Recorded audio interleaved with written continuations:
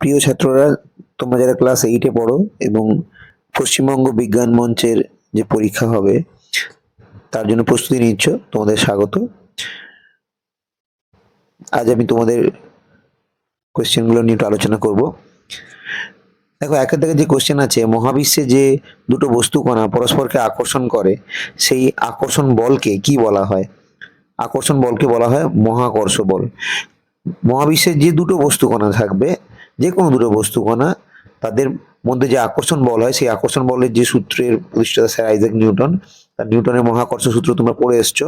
যদি কোনো বস্তুর ভর m1 আর একটার ভর m2 হয়, তাহলে তাদের মধ্যে যে আকর্ষণ বল হয় তার সূত্র তোমরা জানো। সেই বলটাকে বলা হয় মহাকর্ষ বল। অভিকর্ষ বলটা গুলিয়ে ফেলো না। অভিকর্ষ যদি পৃথিবী কোনো বস্তুকে, পৃথিবী যদি কোনো বস্তুকে তার কেন্দ্রের দিকে আকর্ষণ করে, তখন সেই বলটাকে বলা হবে, সেটাও এক ধরনের মহাকর্ষ বল, কিন্তু সেটাকে বলা হবে অভিকর্ষ বল। নিউক্লিয় বল যখন তোমরা জানছো, সেটা অবভিয়াসলি পরমাণু স্তরের ঘটনাগুলো হবে নিউক্লিয় বল। মানে সেখানে যে নিউক্লিয়াস যে আছে, সেই নিউক্লিয়াসের মধ্যে যে বিভিন্ন প্রোটন, নিউট্রন ইত্যাদি ইত্যাদি আছে, তাদের মধ্যে যে বল কাজ করবে সেটা নিউক্লিয় বল হবে। আর চৌম্বক বল অবশ্যই একটা ম্যাগনেট, তোমরা ক্লাস 7-এ পড়েছো, দুটো ম্যাগনেটের মধ্যে হবে, বা একটা চৌম্বক পদার্থ, তাদের মধ্যে বল কাজ করতে পারে। তো সেই ধরনের ব্যাপারগুলো হবে। তাহলে এক্ষেত্রে যে উত্তরটি হবে সেটা কিন্তু হবে মহাকর্ষ। এরপরে দেখো,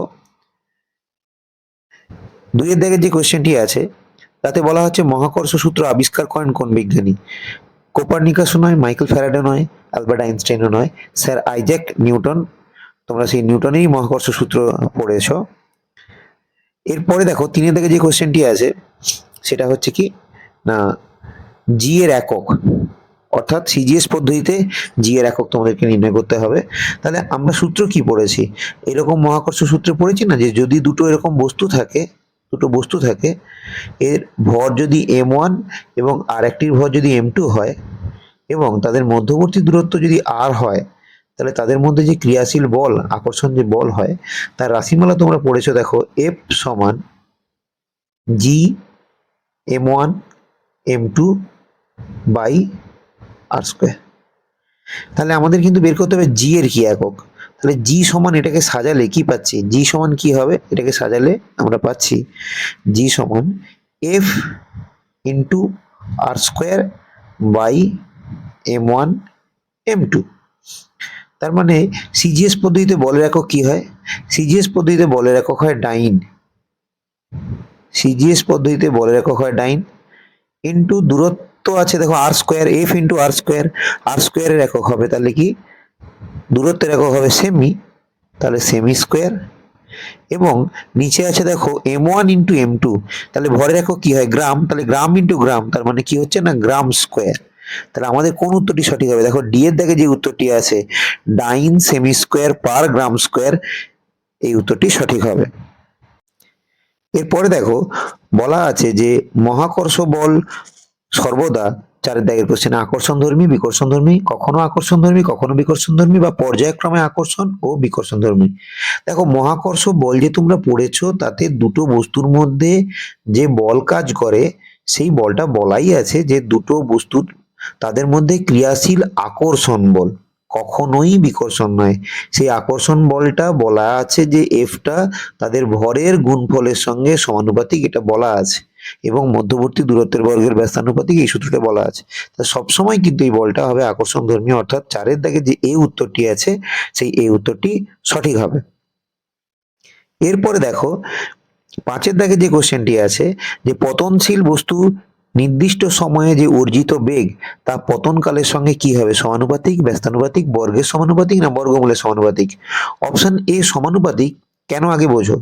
ধরো, এটা কোনো মাটি, আমি ওপর থেকে কোনো একটা বস্তু পড়ছে, যখন ওপর থেকে কোনো বস্তু পড়বে, তখন অভিকর্ষ বলের ক্রিয়ায় যখন নিচের দিকে নামতে থাকবে, অর্থাৎ এখানে যেন অভিকর্ষ যে ত্বরণ, অর্থাৎ কিনা জি যখন কাজ করছে, তখন এই বস্তুর বেগ ক্রমশ বাড়তে থাকবে। যত নিচের দিকে যাবে, বেগের মান বাড়তে থাকবে। অর্থাৎ বেগ কিনা সময়ের সঙ্গে কিন্তু এক্ষেত্রে কি হয় না, সমানুপাতি হয়। তোমরা যেহেতু ক্লাস 7-এ ত্বরণের সঙ্গে একটা সম্পর্ক পড়েছো, সেখানে জানো ভি সমান ইউ প্লাস এটি, অর্থাৎ তোমরা এই সূত্র কিন্তু জানো। তাহলে এক্ষেত্রে যদি কোনো বস্তুর প্রাথমিক বেগ ইউ হয় এবং অন্তিম বেগ ভি হয়, তাহলে ভি সমান ইউ প্লাস এখানে কিন্তু হচ্ছে কি জিটি। কারণ কেন জিটি না, এক্ষেত্রে অভিকর্ষজ ত্বরণ কিন্তু ত্বরণের জায়গায় অভিকর্ষ ত্বরণ। তাহলে তোমরাই দেখো যত সময় বাড়বে বেগের মান আস্তে আস্তে করে কি হবে, ইউর সঙ্গে জিটি পদটা তো যোগ হচ্ছে, অর্থাৎ বেগের মান কিন্তু বাড়বে। যত ভূপৃষ্ঠের দিকে যাবে তত বেগের মান কিন্তু বাড়বে, সময় বাড়ার সঙ্গে সঙ্গে বেগ বাড়বে। অর্থাৎ এক্ষেত্রে বলা আছে বেগ পতনকালের সঙ্গে কি সম্পর্ক যুক্ত না, বেগ পতনকালের সঙ্গে ভি কিন্তু টি এর সঙ্গে সমানুপাতিক সম্পর্ক যুক্ত। তাহলে 5 দাগের এর উত্তরটি সঠিক হবে। ঠিক আছে, তাতে বলা আছে স্থির তড়িৎ সৃষ্টি হয় রাসায়নিক বিক্রিয়ার ফলে, ঘর্ষণের ফলে, তড়িদাবেশের ফলে, চুম্বকের আকর্ষণের ফলে। দেখো এটা হবে ঘর্ষণের ফলে, কারণ তোমরা পড়েছো যে যদি কোনো কাঁচের দণ্ড বা এরকম কিছু নেওয়া হয় বা চিরুনির সঙ্গে আমরা চুলে যদি চিরুনিকে ঘষি, তাহলে সেক্ষেত্রে বা এবোনাইট বা কাঁচ দণ্ডের সঙ্গে পশম বা রেশম এইসব দিয়ে যদি ঘষা হয়, তাহলে ঘর্ষণের ফলে কি হয় না, ঘর্ষণের ফলে কেউ একজন ইলেকট্রন হারাবে আর অপরজন কিন্তু সেই বর্জিত ইলেকট্রন গ্রহণ করবে। ফলে স্থির তড়িতের কেউ হবে পজিটিভ আর কেউ হবে নেগেটিভ। ফলে ধনাত্মক বা ঋণাত্মক যে স্থির তড়িৎ যেটা সৃষ্টি হলো সেটা কিন্তু ঘর্ষণের ফলে হবে, তড়িৎ আবেশের ফলে নয়, রাসায়নিক বিক্রিয়ার ফলেও নয়, আর চুম্বক আকর্ষণ ফলেও নয়। তাহলে ঘর্ষণের ফলেই কিন্তু স্থির তড়িৎটা। সেক্ষেত্রে যে প্রশ্নটি আছে, এসআই পদ্ধতিতে তড়িৎ আধানের একক কি হবে? এসআই পদ্ধতিতে তড়িৎ আধানের একক হয় কুলম্ব। দেখো এই যে এতে আছে ইএসইউ, সিজিএস পদ্ধতিতে তড়িৎ আধানের একক হয় ইএসইউ, এবং স্ট্যাট কুলম্ব কিন্তু ইএসইউরই অপর নাম। অর্থাৎ এখানে যে স্ট্যাট কুলম্বটা দেওয়া আছে, যাহাই স্ট্যাট কুলম্ব তাহাই কিন্তু ইএসইউ। সিজিএস পদ্ধতি আধানের একক, আর 1 কুলম্বের সঙ্গে ওই ইএসইউ বা স্ট্যাট কুলম্বের সম্পর্ক 3 × 10⁹ ইএসইউ হয়। ফলে স্ট্যাট কুলম্ব আর ইএসইউ দুটোই সিজিএস এর একক। ভোল্ট তড়িৎ বিভব বা তড়িৎ বিভব পার্থক্যের একক, আধানের একক নয়। তাই এসআই পদ্ধতিতে আধানের একক হবে কুলম্ব। কোনো বস্তুকে নিরক্ষরেখা থেকে মেরুতে নিয়ে গেলে ওই বস্তুর ওজন, অপশনগুলো দেখো ভালো করে, বৃদ্ধি পায়, হ্রাস পায়, একই থাকে, শূন্য হয়ে যায়। তাহলে এক্ষেত্রে যে উত্তরটি হবে সেটা হবে বৃদ্ধি পায়। কিন্তু কেন বৃদ্ধি পায় সেটা জানা জরুরি। আচ্ছা দেখো, যদি আমরা পৃথিবী একটু আঁকার চেষ্টা করি, তাহলে আমরা অভিগত গোলক বলে জানি। মেরু প্রদেশটা কি হয়, মেরু প্রদেশটা একটুখানি চাপা হয়, আর নিরক্ষীয় দেশটা কি হয় না, একটু স্ফীত হয়। একটু স্ফীত হয় আর একটু চাপা হয় মেরু প্রদেশটা। তোমরা জানো যে জি অর্থাৎ অভিকর্ষজ যে ত্বরণ, এই অভিকর্ষ ত্বরণ কিন্তু দূরত্বের বর্গের ব্যস্তানুপাতিক, অর্থাৎ জি প্রপোর্শনাল টু 1/r²। তাহলে তোমরা নিজেরাই ছবিতে দেখো এই আর এর মান যা হবে, অর্থাৎ নিরক্ষীয় রেখায় যে আর এর মান হবে আর মেরু অঞ্চলে যে আর এর মান হবে, কোন আর এর মানটা তোমাদের বেশি বলে মনে হচ্ছে? দেখো মেরুতে কিন্তু আর এর মানটা কম। মেরু এখানে এবং এখানে, মেরুতে আর এর মান অনেকটাই কম। ফলে মেরুতে যেহেতু আর এর মান কম, তাই জি কিন্তু বেশি হবে। এবার ওজন, কোনো বস্তুর ওজন W সমান হয় m × g, অর্থাৎ ভরের সঙ্গে অভিকর্ষ ত্বরণ গুণ করলে তবে হয় ওজন। তাহলে যেহেতু মেরুতে পৃথিবীর কেন্দ্র থেকে দূরত্ব কম, তাই জি এর মান যেহেতু বেশি, তাই নিরক্ষরেখা থেকে মেরুতে নিয়ে গেলে ওজন কিন্তু বেড়ে যাবে। নিরক্ষরেখায় ওজনের মান মেরুর তুলনায় কম হবে, যেহেতু নিরক্ষরেখাটা, নিরক্ষীয় অঞ্চল যেটা আছে সেটা অনেক বেশি স্ফীত। ফলে এই দূরত্বটা অনেক বেশি, কেন্দ্র থেকে দূরত্বটা অনেক বেশি, মেরুতে দূরত্ব কম। তাই এক্ষেত্রে কিন্তু উত্তরটা হবে বৃদ্ধি পাবে। এর পরের যে কোশ্চেন, তাপমাপক যন্ত্রের নাম হলো থার্মোমিটার, অ্যামমিটার, ক্যালোরিমিটার, ব্যারোমিটার।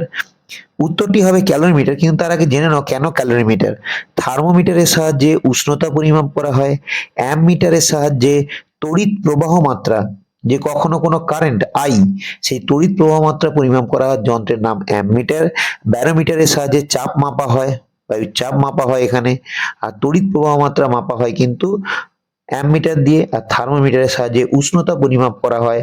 আমাদের জ্বর হলে বা যে কোনো উষ্ণতা পরিমাপ করার ক্ষেত্রে আমরা কিন্তু ব্যবহার করি থার্মোমিটারকে। তাহলে এই ক্ষেত্রে তাপ মাপতে হবে, সেই তাপ মাপক যন্ত্রের নাম হচ্ছে ক্যালোরিমিটার।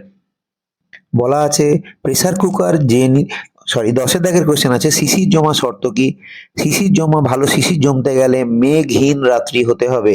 কেন?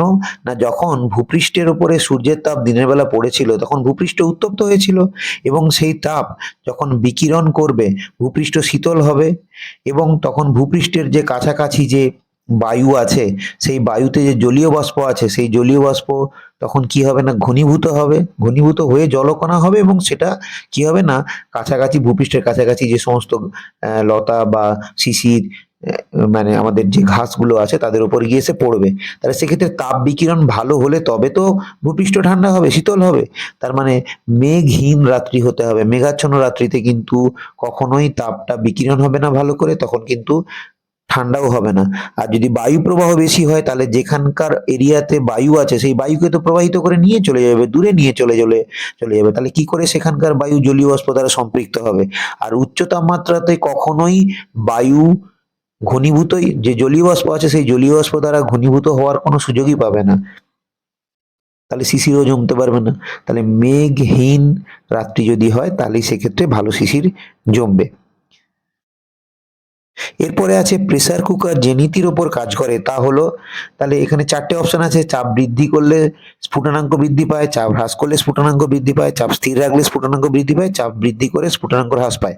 দেখো প্রেসার কুকার তোমরা যে পড়েছো, সেই প্রেসার কুকারের মধ্যে খাদ্যদ্রব্য নেওয়ার পর উপরে ঢাকনা দিয়ে ঢেকে রাখা হয়। এখানে হুইসেল রাখার যে বাষ্প বেরিয়ে যাওয়ার জন্য যে জায়গাটি থাকে, ভাল্ব থাকে। এবার এখানে যে খাবার দাবার যেটা নেওয়া হয় তাহলে কি হয়, যখন এর ভেতরে যে তরল জল থাকে সেই গরম হয়ে বাষ্পীভূত হতে থাকে। যত ভেতরের বাষ্পের পরিমাণ বাড়তে থাকে তখন ভেতরের যে চাপ আছে, বাষ্পের যে চাপ আছে সেই চাপ কিন্তু উত্তরোত্তর বাড়তে থাকে। যত বাষ্পের চাপ বাড়ে স্ফুটনাঙ্কও কিন্তু বাড়ে।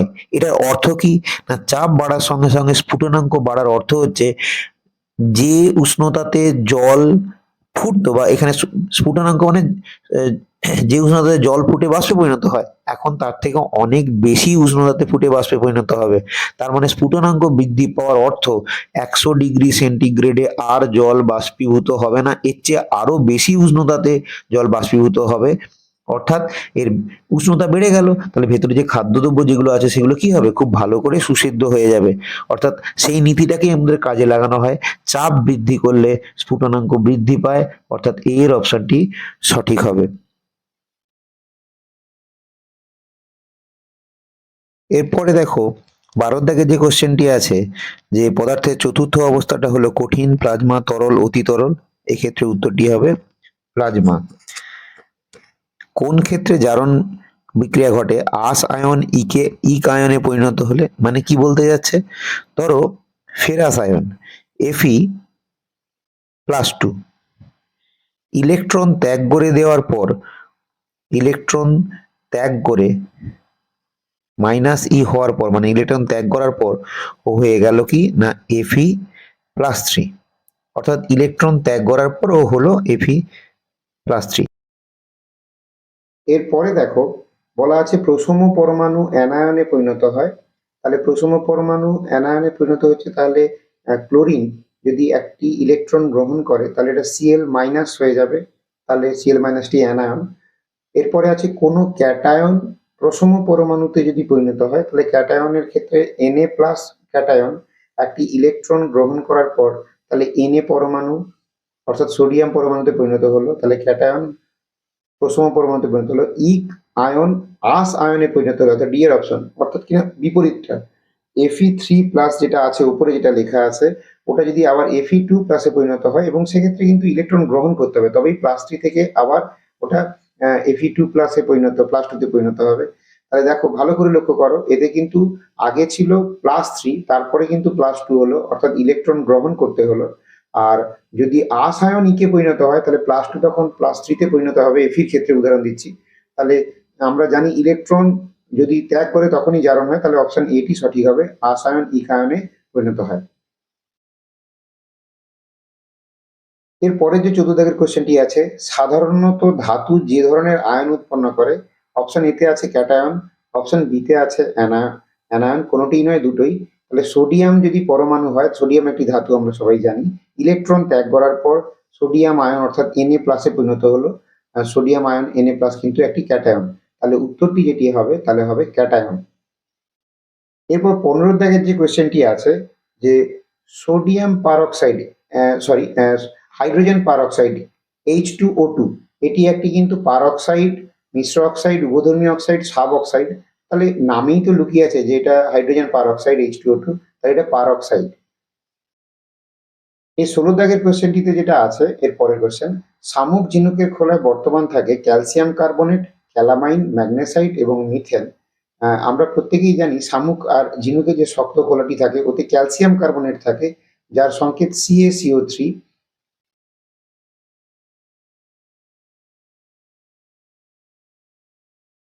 এরপরে 17 দাগের কোশ্চেন আছে কার্বন ডাই অক্সাইড জলে দ্রবীভূত হলে তৈরি হয় না কোনগুলো?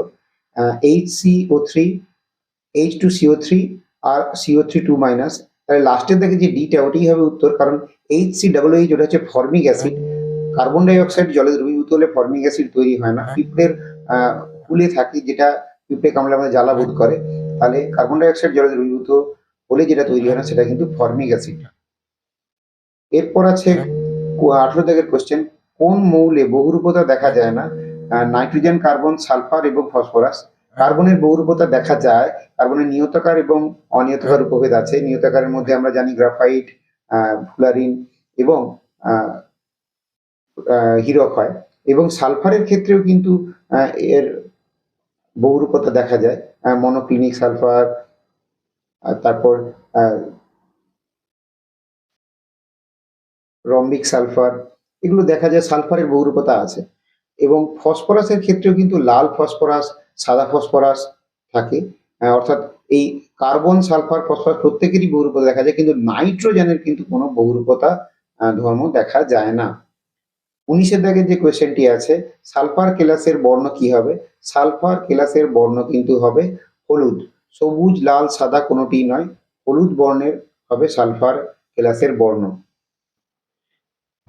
এর পরের কোশ্চেন 20 দাগের যে কোশ্চেনটি আছে যে কার্বন অধিশোষণ ধর্ম দেখা যায় A graphite, B charcoal, C gas carbon আর D হচ্ছে গ্রাফিন।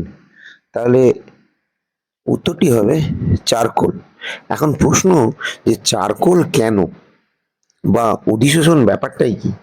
অধিশোষণ হচ্ছে যদি সছিদ্র চারকোল কে রাখা যায়, ধরো কোনো একটা চারকোল, এর মধ্যে সূক্ষ্ম সূক্ষ্ম সূক্ষ্ম সূক্ষ্ম কি আছে?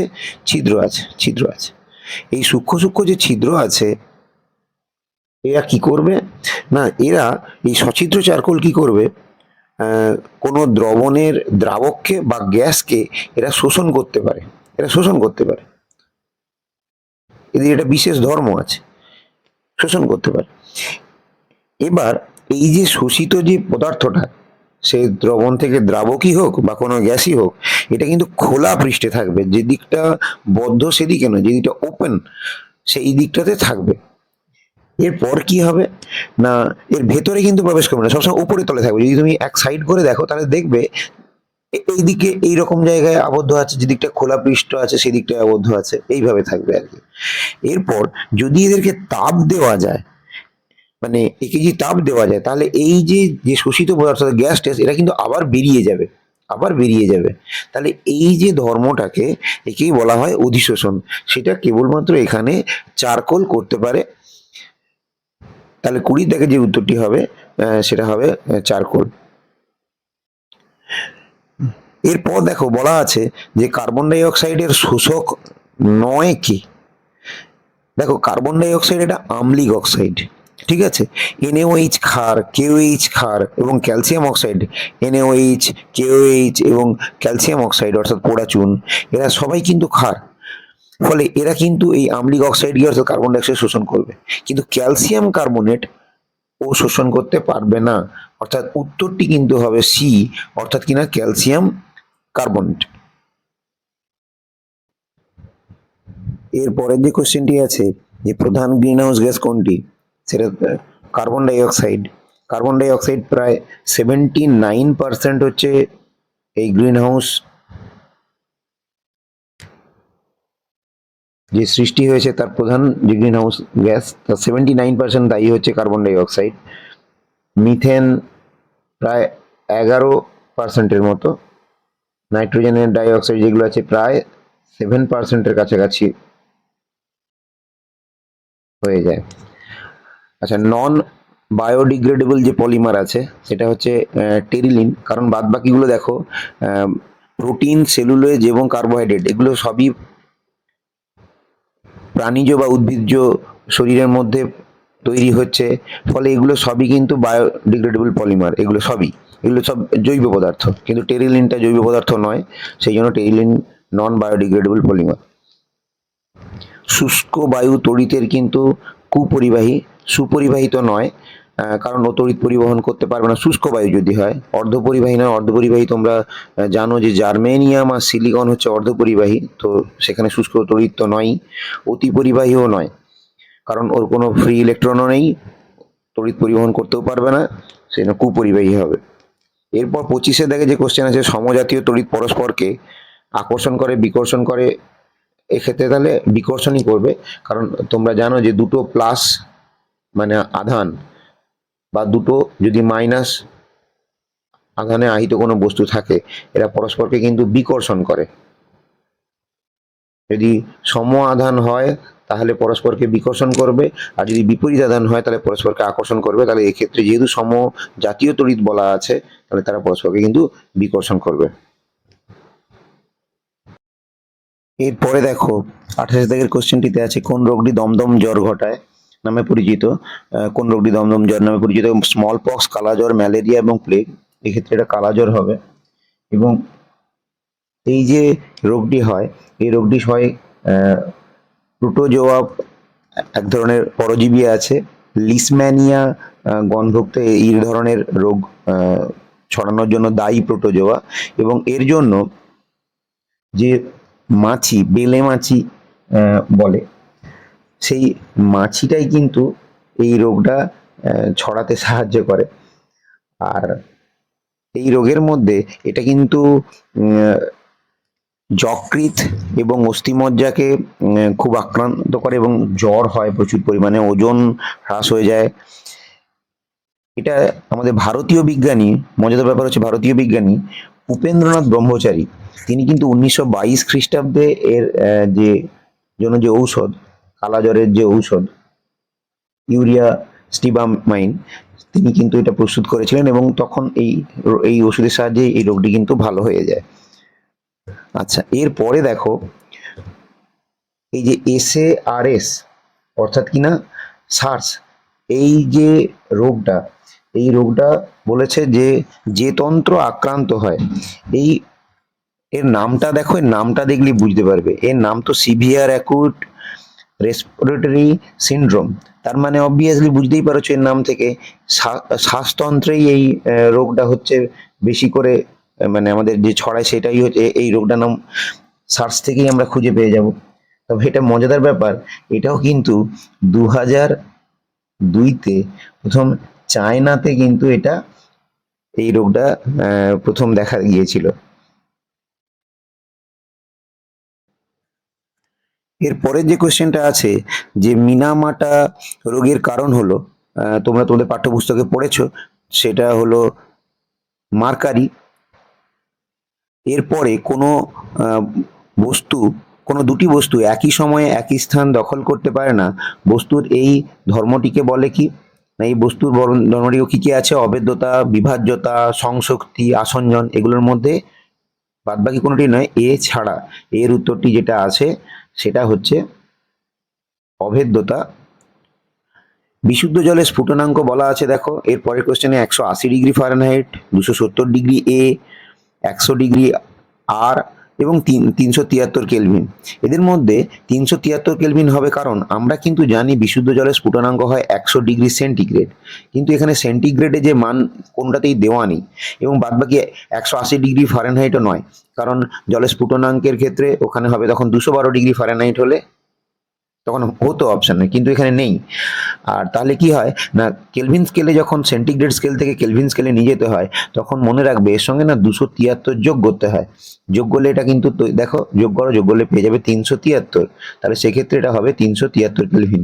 এর সূত্র হচ্ছে যখনই কোনো কেলভিন স্কেলে চেঞ্জ করতে দেবে সেন্টিগ্রেড থেকে, টি প্লাস 273, অর্থাৎ এই মানটা মনে রাখবে।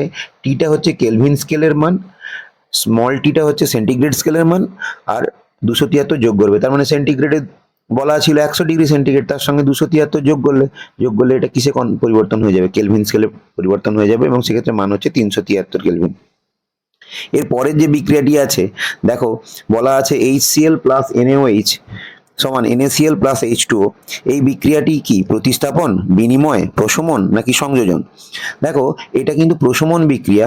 কেন প্রশমন বিক্রিয়া? না প্রশমন বিক্রিয়া হচ্ছে না যদি তুল্যাঙ্ক পরিমাণ অ্যাসিড এবং ক্ষারের যে দ্রবণ হয়, অর্থাৎ এক্ষেত্রে অ্যাসিড কোনটা, HCl হাইড্রোক্লোরিক অ্যাসিড, ক্ষার কোনটা NaOH, এদের মধ্যে বিক্রিয়ার ফলে কি হয়েছে না যদি লবণ আর জল তৈরি হয়, NaCl হচ্ছে লবণ, সোডিয়াম ক্লোরাইড, আর জল তৈরি হয়েছে। এবং শুধু তাই নয়, এই বিক্রিয়ার পর যদি অ্যাসিড আর ক্ষারের ধর্ম সম্পূর্ণভাবে লোপ পেয়ে যায়, দেখো এই বিক্রিয়ার পর আর কোনো অ্যাসিডও নেই এই বিক্রিয়ার শেষে এবং কোনো ক্ষারও নেই, এদের ধর্ম সম্পূর্ণরূপে লোপ পেয়ে গেছে এবং লোপ পাওয়ার পর লবণ আর জল তৈরি হয়েছে, এই বিক্রিয়াকে বলা হয় প্রশমন। তাই 33-এর উত্তরটি হবে প্রশমন।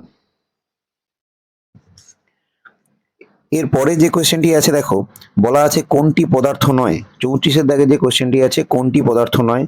মাটি, জল, আলো এবং বাতাস। দেখো আলো হবে, কারণ আলো এক প্রকারের শক্তি, আলো তড়িৎচুম্বকীয় তরঙ্গ এবং আলো এক প্রকারের আলোক শক্তি, ফলে এগুলো কিন্তু বাদ বাকিগুলো পদার্থ, বাতাসের মধ্যে নাইট্রোজেন, অক্সিজেন এবং অন্যান্য গ্যাসও আছে, জল তো H2O তোমরা অলরেডি জানো, মাটিতে উপাদান আছে, পদার্থ আছে, কিন্তু আলো এক প্রকারের শক্তি, আলো এক্ষেত্রে হবে না। কোনটি অ্যাসিড? এটা অ্যামোনিয়া, অ্যামোনিয়া একটা gas. H2O2 hydrogen peroxide, NaH মানে সোডিয়াম হাইড্রাইড, তাহলে HBr হাইড্রোব্রোমিক অ্যাসিড হয়, তাহলে HBr হচ্ছে অ্যাসিড। এরপর বলা আছে যে পরিবহন, পরিচলন এবং পদ্ধতিতে থার্মোফ্লাক্সের ভিতর তাপ বাইরে সঞ্চালিত হয় না কাঁচের তৈরি হওয়ার জন্য। হ্যাঁ অবশ্যই কাঁচের তৈরি তো হয়, থার্মোফ্লাক্স ভেতরের দেওয়ালটাতে কাঁচের তৈরি তো হবেই। এবং বায়ুশূন্য ক্ষমাপাত্র, দুটো দেওয়ালের মধ্যে মাঝখানে কিন্তু বায়ুশূন্য করে বের করে নেওয়া হয়, যাতে করে কোনোভাবেই পরিচলন প্রক্রিয়া যাতে কোনো তাপ ভেতর থেকে বাইরে যেতে না পারে, সেই জন্য কিন্তু ভেতরে বায়ুশূন্য করা হয়। তাহলে কাঁচের তৈরিও হলো, বায়ুশূন্য পাত্রও হলো। চকচকে দেওয়ালযুক্ত কাঁচের পাত্র, হ্যাঁ দেওয়ালকে চকচকে করে রাখা হয় যাতে করে এই বাইরের যে দেওয়ালটা আছে তার ভেতরের দিকটা চকচকে রাখা হয়, যাতে কোনোভাবে তাপ বিকিরণ হয়ে যদি আসেও যাতে সেটা প্রতিফলিত হয়ে আবার ফিরে যায়, যাতে করে ভেতরের যে তাপটা ভেতরেই থেকে যায়। ফলে সবগুলোই ঠিক আছে। বলছে সঞ্চালিত হয় না, তাহলে এখানের মধ্যে সবগুলোই তো দরকার, তার মানে ডিএটা হবে, সবগুলোই তো দরকার, কোনো একটা পার্টিকুলার তো পয়েন্ট হচ্ছে না। এরপরে যে কোশ্চেন আছে দেখো, সাধারণত শীতের দিনে আমরা একই ঘরের মধ্যে থাকা কাঠের চেয়ার অপেক্ষা টিনের চেয়ারে বসলে বেশি ঠান্ডা অনুভব করি। কোন অবস্থায় দুটি চেয়ারে এরূপ ভিন্ন অনুভূতি হবে না? দেহের তুলনায় বায়ুমণ্ডল উষ্ণতর থাকলে, দেহের তুলনায় বায়ুমণ্ডল শীতল থাকলে, দুটি চেয়ারের উষ্ণতা একরকম থাকলে, দেহের উষ্ণতা ঘরের উষ্ণতা সমান থাকলে।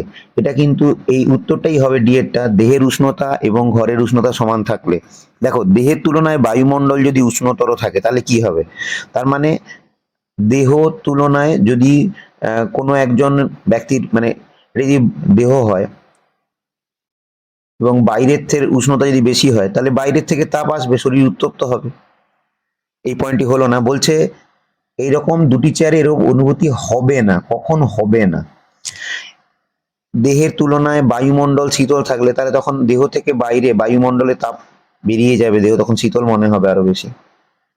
দুটি চেয়ারের উষ্ণতা একই রকম থাকলে, তাহলে দুটো চেয়ারের উষ্ণতাই যদি একই রকম থাকে, তাহলে বলেছে না শীতের দিনে দেখো আমরা একই ঘরে থাকা কাঠের চেয়ার অপেক্ষা টিনের চেয়ারে বসলে বেশি ঠান্ডা অনুভব করি।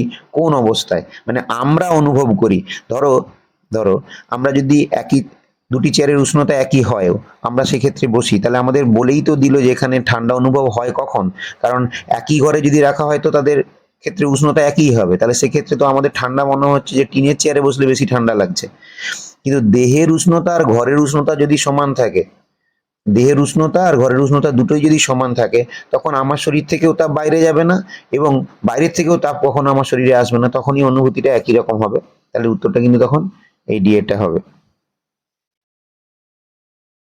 দেখো, এরপরে যে কোশ্চেনটা আছে, রাসায়নিক বিক্রিয়া হলো পারমাণবিক ঘটনা, কারণ পরমাণুগুলি নতুনভাবে বিন্যস্ত হয়, পরমাণু গঠন ভেঙে যায়, পরমাণু সরল অনুপাতে যুক্ত হয়, পরমাণু ছাড়া রাসায়নিক বিক্রিয়া হয় না। হ্যাঁ, পরমাণু ছাড়া রাসায়নিক বিক্রিয়া ঘটে না, এটা ঠিকই, কারণ পরমাণু তো লাগবেই। যে কোনো তুমি বিক্রিয়াই দেখো না কেন, যদি তুমি ক্যালসিয়াম কার্বনেটকে উত্তপ্ত করো, তাহলে ক্যালসিয়াম অক্সাইড আর তৈরি হলো কার্বন ডাই অক্সাইড।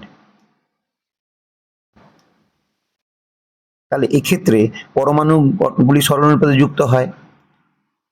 এগুলো কিন্তু ঘটনা, মানে এগুলো হবে, সরল অনুপাতে যুক্ত হবে। তুমি যখন কার্বনের সঙ্গে অক্সিজেন বিক্রিয়া করছো, কার্বন ডাই অক্সাইড হয়ে গেল। এরকম ধরনের বিক্রিয়াগুলো এগুলো সরল অনুপাতেই যুক্ত হয়, এটা বৈশিষ্ট্য, মানে এগুলো হবে। পরমাণুর গঠন ভেঙে যায় না, না কখনোই পরমাণুর গঠন ভাঙে না, কারণ পরমাণু গঠন কখনো ভাঙবে না। পরমাণুর গঠন ভাঙবে কিভাবে? ক্যালসিয়াম তো ক্যালসিয়ামই আছে না, এত গঠন ভাঙবে না। কার্বন ডাই অক্সাইড, অক্সিজেন, এদের গঠন ভাঙে না। কিন্তু পরমাণুগুলো নতুনভাবে বিন্যস্ত হয়, অর্থাৎ আগে যে এখানে দেখো এই ক্যালসিয়াম কার্বনেটের সঙ্গে কার্বনেট মূলকের মধ্যে কিন্তু অক্সিজেন ছিল, সে এখন কিন্তু বেরিয়ে গিয়ে নতুন করে দেখো কার্বন ডাই অক্সাইড তৈরি করেছে, ফলে এর যে প্যাটার্ন, এর যে সজ্জা ছিল, সেই সজ্জাটা কিন্তু ভেঙে গেছে। আর বাদবাকিগুলো পরমাণু ভেঙে যায়নি, কখনো পরমাণু ভাঙবে না। আর সরল অনুপাতে যুক্ত হয়, পরমাণু ছাড়া রাসায়নিক বিক্রিয়া ঘটে না, এগুলো তো ঘটনা, মানে এগুলো তো হতেই হয়। কিন্তু পারমাণবিক ঘটনা ব্যাখ্যা করার জন্য সেটা কিন্তু অবশ্যই এটা ব্যাখ্যা করে যে পরমাণু নতুনভাবে বিন্যস্ত হয়। এর পরের যে কোয়েশ্চেনটি আছে, দেখো, খুব বড় অগ্নিকাণ্ডে আগুন নেভাতে কার্বন ডাই অক্সাইড ব্যবহার করা হয় না, কারণ কার্বন ডাই অক্সাইডের সি তীব্রভাবে জ্বলে ওঠে। কার্বন ডাই অক্সাইড থেকে সি আবার তীব্রভাবে জ্বলবে কি করে? না, CO2 উচ্চ অবস্থায় জারিত হয়ে দহনে সহায়তা করে, আর CO2 উচ্চ উষ্ণতায় বিয়োজিত হয়ে দহন সহায়ক করে CO2 বিস্ফোরণ ঘটায়। এদের মধ্যে সিটাই হবে, কারণ CO2 উচ্চ অবস্থায় বিয়োজিত হবে, তখন সে দহন সহায়ক হবে। কিন্তু কার্বন ডাই অক্সাইডের সি কি করে, এটা কি করে হবে? এটা তো হবে না, কারণ ওর মধ্যে সি আছে বলে সে জ্বলে উঠবে এমনটাও নয়। আর উচ্চ উষ্ণতায় জারিত হয়ে দহনে সহায়তা হবে তাও নয়, এটা বিয়োজিত হবে, বিয়োজিত হওয়ার পর সে দহনে সহায়ক হবে। এর পরের কোশ্চেন দেখো, শূন্যস্থান পূরণ। তাতে কি বলা আছে? সিল্ক ও গালাকে ঘষলে ড্যাশ ধনাত্মক আধান উৎপন্ন হয়। এটা হবে সিল্কে, সিল্কে ধনাত্মক আধান উৎপন্ন হয়। এখন প্রশ্ন, যে সিল্কে কেন হবে, গালায় ঘষলে হবে না কেন?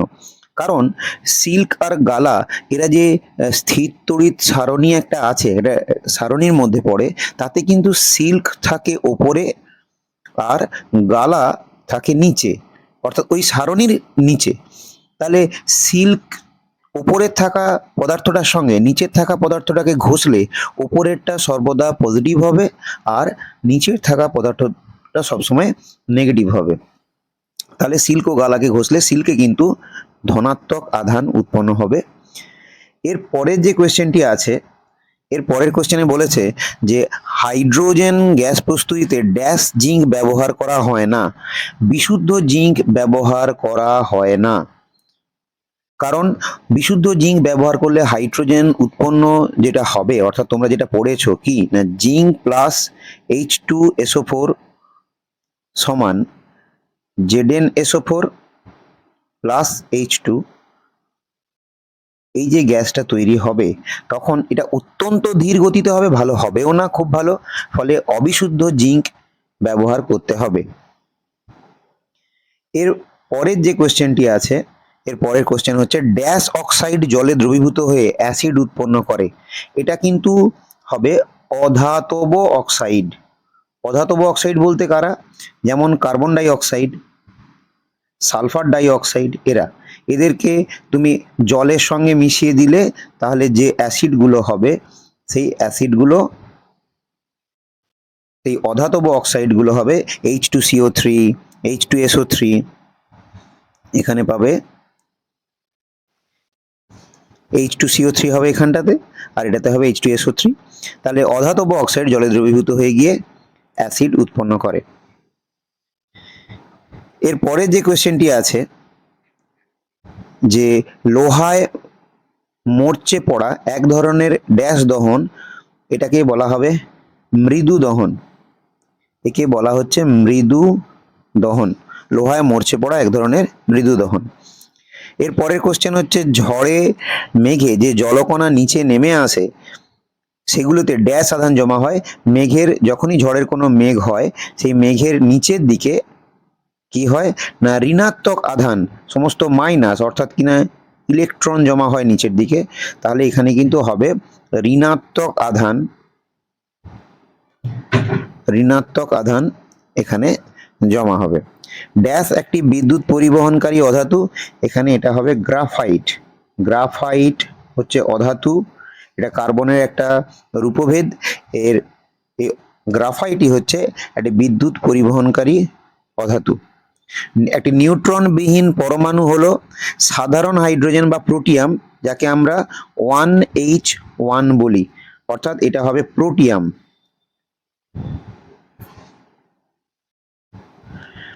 এর নিউক্লিয়াসে একটি মাত্র প্রোটন থাকে এবং বাইরের কক্ষপথে একটা ইলেকট্রন থাকে, আর নিউক্লিয়াসে একটাই প্রোটন থাকে, নিউট্রন থাকে না।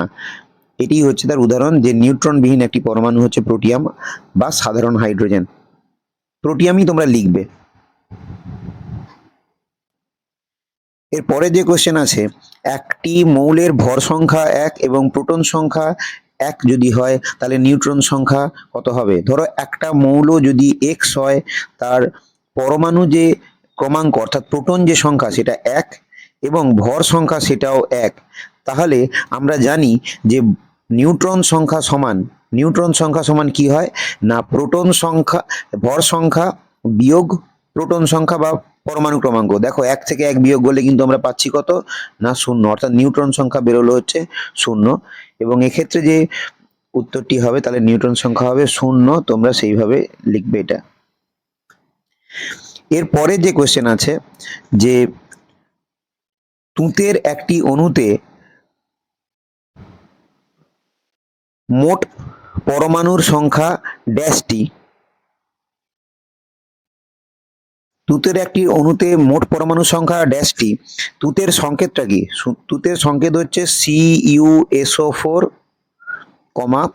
5H2O।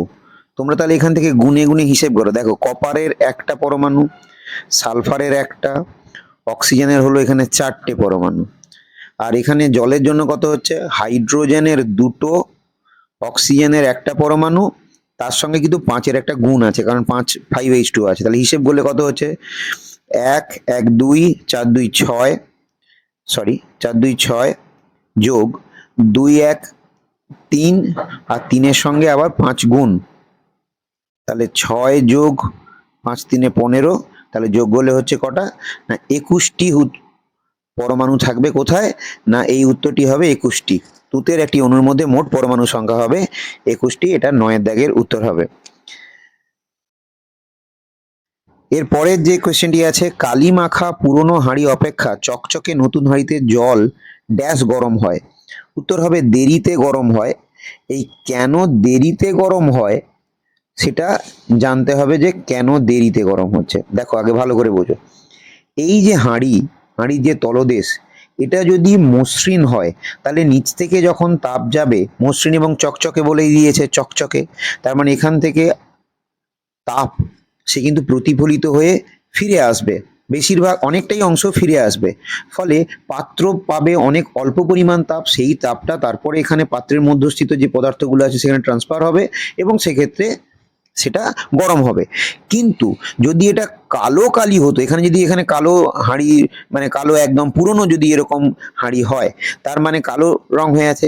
এবার তোমরা জানো যে চকচকে কোনো পদার্থ যদি হয় সে কিন্তু মন্দ শোষক, উত্তম প্রতিফলক। আবার বলছি মন্দ শোষক মানে শোষণ কম করবে, প্রতিফলন কিন্তু বেশি করবে।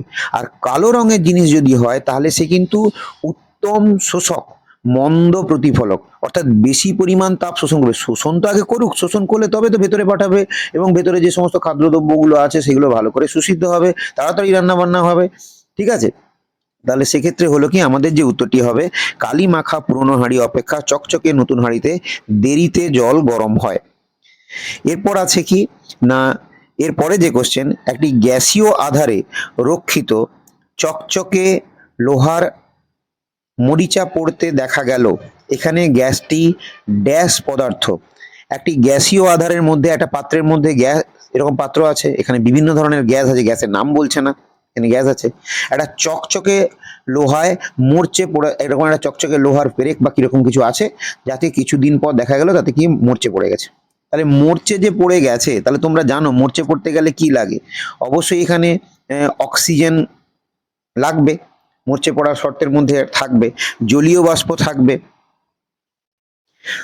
তার মানে এখানে যেহেতু কিছুই বলছে না, তাহলে গ্যাসটি কি ধরনের পদার্থ, তাহলে অবশ্যই আমরা বলবো কি যে এটা মিশ্র পদার্থ, এটা হবে মিশ্র পদার্থ।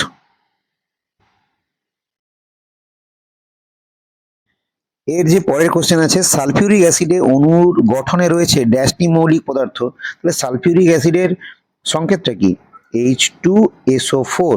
তাহলে কটা মৌল আছে, দেখো হাইড্রোজেন আছে, সালফার আছে এবং অক্সিজেন আছে, তাহলে এখানে হবে 3টি মৌলিক পদার্থ নিয়ে এটা গঠিত।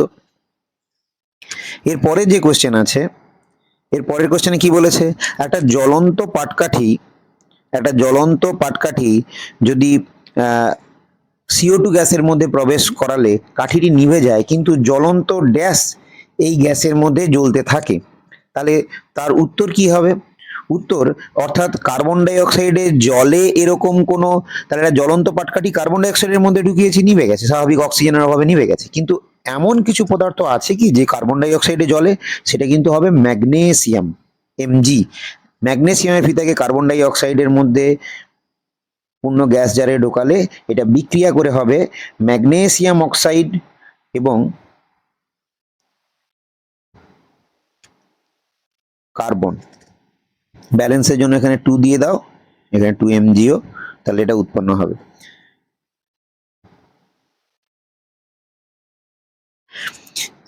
এরপরে যে কোশ্চেনটি আছে, যে গ্রীষ্মে সিমেন্টের মেঝে ঘরের মধ্যে ঠান্ডা বোধ হয়, কারণ ওই মেঝে, তাহলে তাপের কি হবে, কখন আমাদের ঠান্ডা বোধ হবে, তাহলে যদি ওটা সুপরিবাহী হয়, তখনই ওটা আমাদের ঠান্ডা মনে হবে।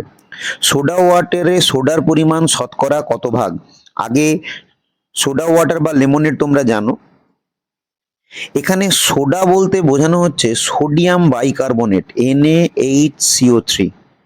তাহলে সোডা ওয়াটারের মধ্যে উচ্চ চাপে কি করা হয় না, তার মধ্যে উচ্চ চাপে কার্বন ডাই অক্সাইডকে জলের মধ্যে জোর করে, খুব প্রেসার করে তার মধ্যে কি থাকে না, দ্রবীভূত করা থাকে, সেক্ষেত্রে NaHCO3 তো থাকে না, তার মানে এটা তাহলে কত হবে, 0 ভাগ হবে, 0%, ওটা তো ওখানে থাকবে না। এরপরে আছে দেখো, এরপরে যে কোশ্চেনটি আছে দেখো, M ধাতুর অক্সাইডের সংকেত MO2, তাহলে ওই ধাতুটির ক্লোরাইডের সংকেত কি হবে, আগে এটা বিশ্লেষণ করো, তোমরা অলরেডি তড়িৎ যোজ্যতা দিয়ে সংক্রান্ত তোমরা সংকেত লিখতে শিখে গেছো। তাহলে দেখো MO2-র ভেতরে, তাহলে আমরা এর মধ্যে অক্সিজেনের ক্ষেত্রে আমরা জানি এটা হয় -2, অক্সিজেনের আয়নীয়, যে আমরা জানি অক্সিজেন দুটো ইলেকট্রন গ্রহণ করে ও -2 হয়ে যাবে।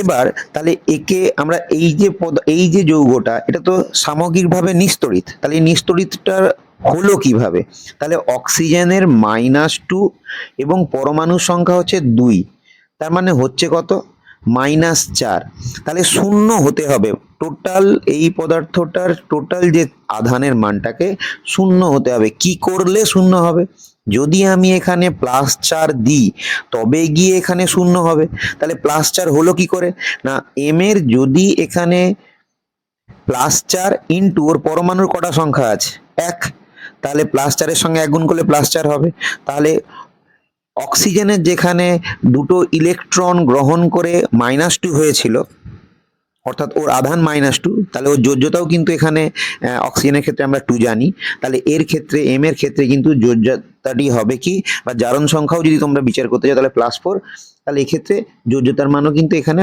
M এর ক্ষেত্রে 4 দাঁড়ালো। তাহলে এই যখন ক্লোরাইড হবে তখন M এর যোজ্যতা মনে করো 4 হলো তাহলে। আর ক্লোরিনের ক্ষেত্রে তোমরা জানো 1 হয়, তাহলে এক্ষেত্রে যে সংকেতটি দাঁড়াবে সেটা হবে MCl4। MCl4 বা আয়নের নিরিখেও তোমরা দেখতে গেলে জানো যে ক্লোরাইডের ক্ষেত্রে হয় -1 আর এর ক্ষেত্রে +4।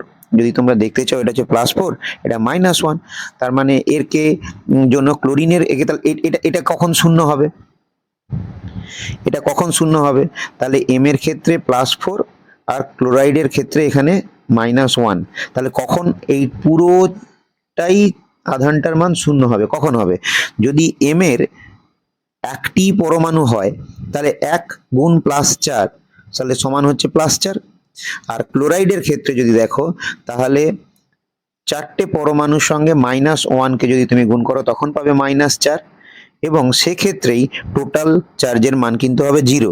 তার মানে সংকেত যেটা হবে তাহলে এম যে ধাতু তার পরমাণু সংখ্যা একটি, এবং ক্লোরিন যেটি আছে অর্থাৎ ক্লোরাইড যে আছে তার কিন্তু এখানে 4টি পরমাণু, ক্লোরিনের ক্ষেত্রে 4টি পরমাণু লাগবে, তাহলে যে সংকেতটি যেটা হবে সেটা হবে কি না MCl4।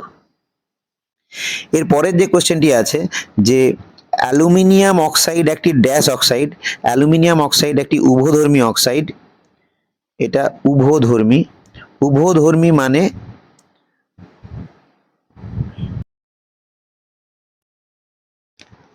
উভধর্মী অক্সাইড অর্থাৎ এটা অ্যাসিডের সঙ্গেও বিক্রিয়া করবে এবং অবশ্যই যে বেস ক্ষার সেই ক্ষারের সঙ্গেও কিন্তু বিক্রিয়া করবে অ্যালুমিনিয়াম অক্সাইড Al2O3, সেই জন্য একে বলা হচ্ছে এটা উভধর্মী অক্সাইড।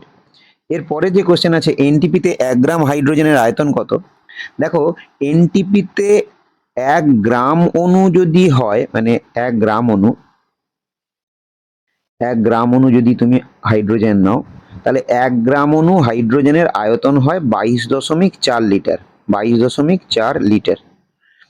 তাহলে সেক্ষেত্রে 1 গ্রাম অণু হাইড্রোজেন মানে হচ্ছে 2 গ্রাম, 1 গ্রাম অণু হাইড্রোজেন মানে হচ্ছে 2 গ্রাম, তাহলে 2 গ্রামের আয়তন যদি 22.4 লিটার হয়, 22.4 লিটার হয়, তাহলে 1 গ্রামের ক্ষেত্রে বুঝতেই পারছো এটা কত হবে, তাহলে 1 গ্রামের ক্ষেত্রে এই আয়তনটা হবে 11.2 লিটার, 11.2 লিটার। আচ্ছা, এরপরের যে কোয়েশ্চেনটা, হীরককে উজ্জ্বল দেখার জন্য দায়ী এর প্রতিসরাঙ্ক। প্রতিসরাঙ্ক, হীরকের প্রতিসরাঙ্কের মান খুব বেশি, এবং শুধু তাই নয় যে হীরককে এমনভাবে বিভিন্ন তলে এঁকে কাটা হয় যাতে করে কি হয় না যখন কোনো আলো এখানে প্রবেশ করে তার আভ্যন্তরীণ পূর্ণ প্রতিফলন বারবার করে হতে থাকে, এবং এর ফলে কি হয়, এর প্রতিসরাঙ্কটা মনে রাখতে চাইলে মনে রাখতে পারো, এর প্রতিসরাঙ্ক হয় 2.42। এই উচ্চ প্রতিসরাঙ্ক হওয়ার জন্য যে আলো প্রবেশ করে এর মধ্যে কাটাও হয় এমন ভাবে তলে যাতে করে আলো ঢুকলে তার বিভিন্ন তলে বারবার আভ্যন্তরীণ পূর্ণ প্রতিফলন হয় এবং হীরকটা খুব চকচকে লাগে। এরপরে আছে দেখো ফসফরাসের সংকেত, ফসফরাসের সংকেত হচ্ছে P4, ফসফরাসের সংকেত হবে P4। সঠিক এদের সম্পর্কযুক্ত কোনো সম্পর্কযুক্ত শব্দ এখানে বসাতে হবে। তো কি দেখি, ডাল্টন পারমাণবিক তত্ত্ব, তাহলে ডাল্টন পারমাণবিক তত্ত্ব আবিষ্কার করে, তাহলে মহাকর্ষীয় সূত্রটা কে আবিষ্কার করেছিলেন, Newton, Isaac Newton. Isaac Newton লিখতে পারো তোমরা বা শুধু নিউটন লিখতে পারো। SO2 যদি আম্লিক অক্সাইড হয় তাহলে Fe3O4 কি হবে, এটা একটি মিশ্র অক্সাইড, কিন্তু কেন মিশ্র অক্সাইড সেটা একটু জেনে নাও, কেন একে এরকম নাম দেওয়া হয়েছে। দেখো এই Fe3O4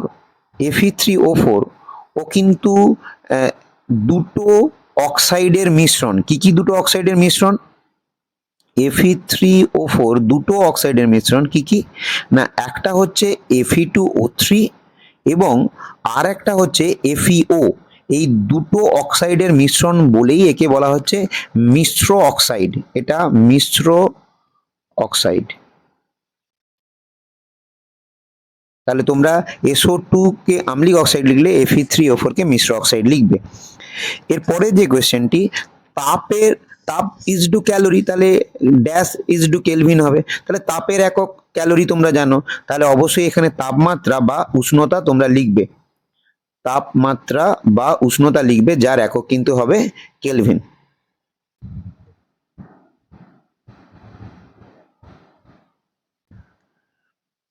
দেখো এই যে 4 দাগের কোশ্চেনটি আছে সেটা কিন্তু এখানে একটু ভুল আছে, এটা হবে NH4OH আর এটা কিন্তু হবে CH3COOH।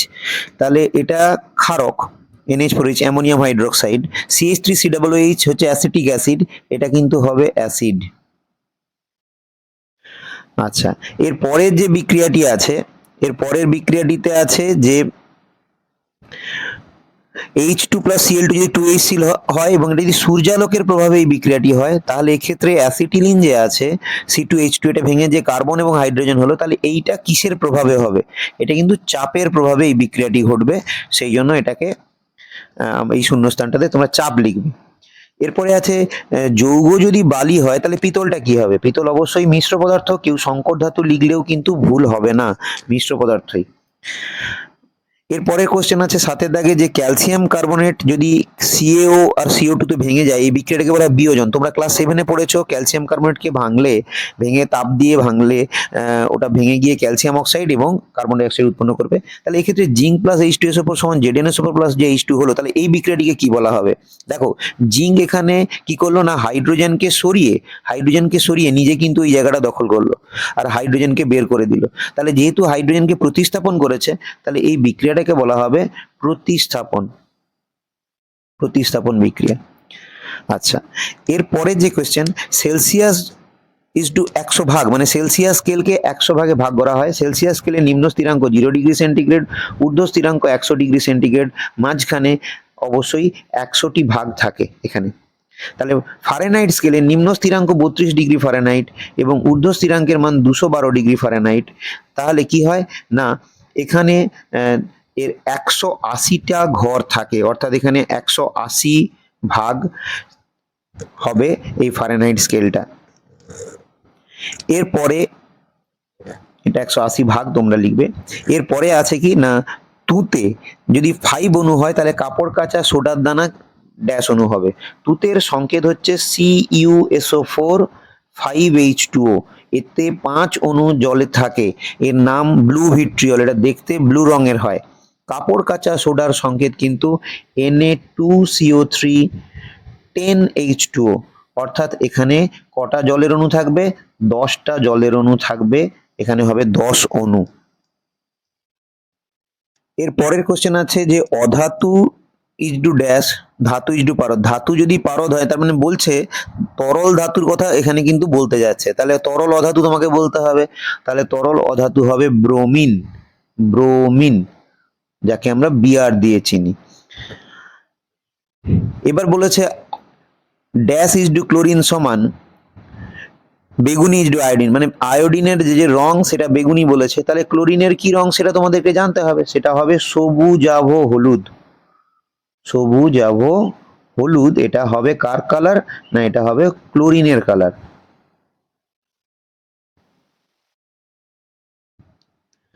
এর পরের যে কোশ্চেনটি আছে যে দল ছাড়া বা বিজাতীয় যে পদ, সেটা আমাদেরকে এখান থেকে চয়েস করতে হবে। লোহা, তামা, নিকেল, কোবাল্ট। দেখো লোহা, নিকেল, কোবাল্ট এরা সবাই কিন্তু কি না, এরা সবাই চৌম্বক পদার্থ, অর্থাৎ চুম্বক এদেরকে আকর্ষণ করে। তামাকে কিন্তু আকর্ষণ করে না, তামা অচৌম্বক পদার্থ। এরপরে যে কোশ্চেনটা আছে সোনা, রূপা, ব্রোঞ্জ, প্লাটিনাম, তাহলে এক্ষেত্রে কি হবে না ব্রোঞ্জ। কেন ব্রোঞ্জ হবে?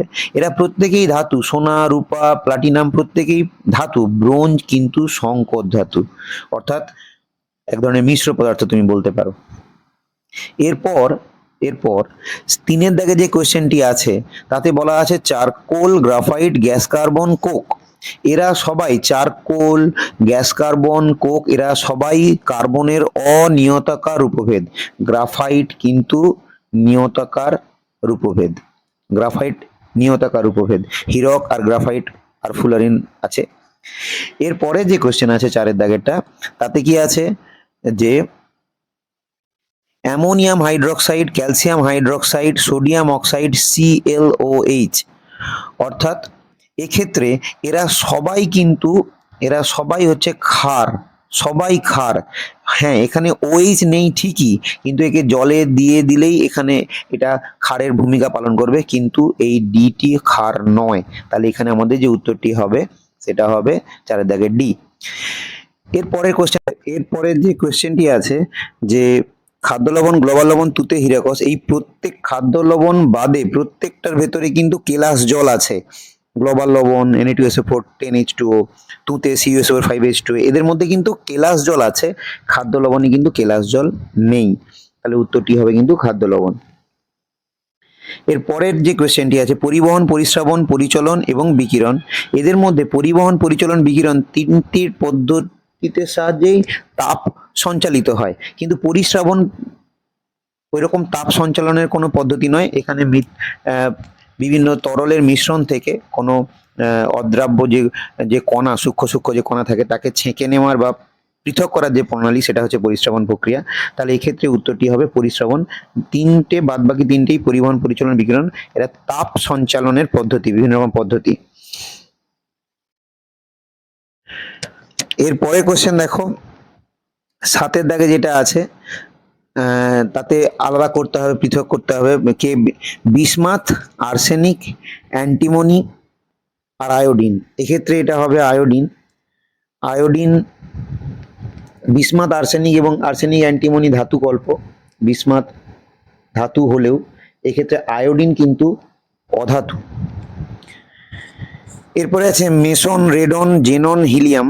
রেডন, জেনন, হিলিয়াম এরা সবাই নিষ্ক্রিয় গ্যাস, মেসন কিন্তু নিষ্ক্রিয় গ্যাস নয়। মেসন হচ্ছে নিউক্লিয়াসের মধ্যে থাকা প্রোটন নিউট্রনের মধ্যে যখন পরিবর্তন হয়, এই চেঞ্জ হয়, তখন একটা কণা দায়ী থাকে এবং নিউক্লিয় বলের ক্ষেত্রেও ভূমিকা পালন করে, সেটি হচ্ছে মেসন কণিকা।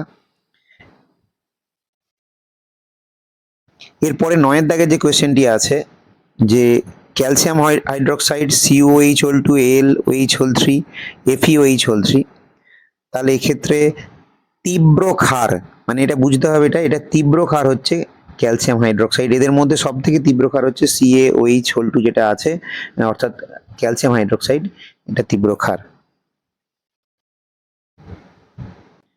এরপর বাম দিকের সঙ্গে ডান দিকের যে স্তম্ভের মিল করতে হবে।